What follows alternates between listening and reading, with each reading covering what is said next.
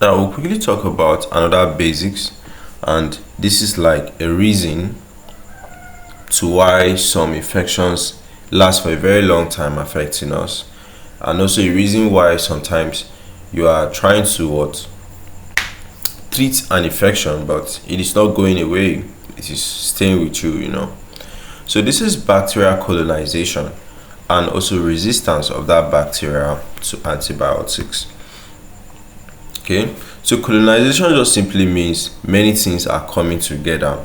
All right, so when they come together, they form a biofilm, and they are so much. It's like a community.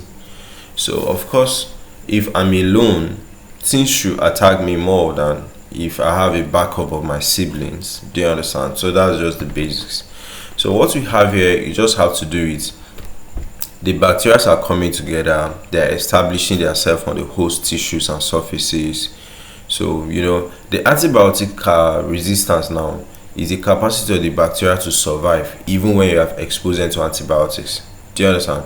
So, yeah, this colonization could be another way. Another way could be that bacteria have been exposed to small volumes of that antibiotic, and it now develops resistance. It's way of like it already knows the drug. Okay, that one usually happens when there's no antibiotic steward shape. The patient is just abusing all sorts of drugs. Do you understand? So they are not prescribed in standard.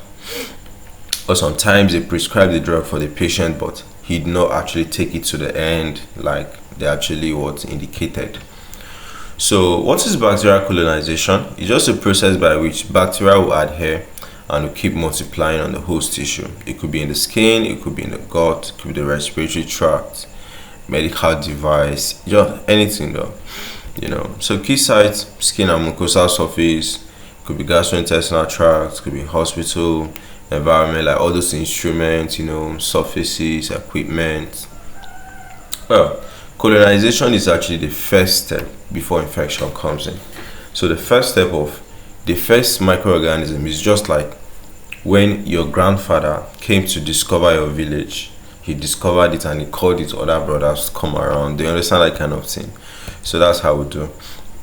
So antibiotic resistance now is just the the bacteria is able to still withstand even when you expose it to antibiotics, right?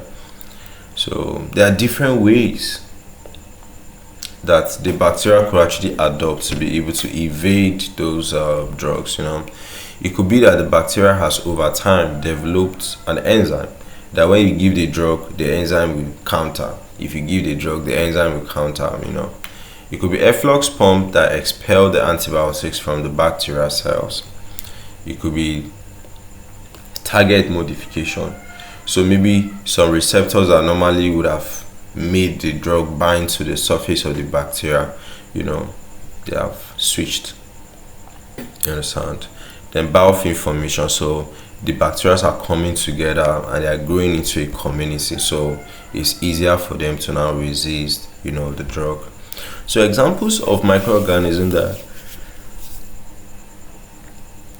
that usually resist things: you have the methicillin resistant Staphylococcus aureus, we have the vancomycin resistant Enterococci, we have the carbapenem resistant Enterobacteriaceae.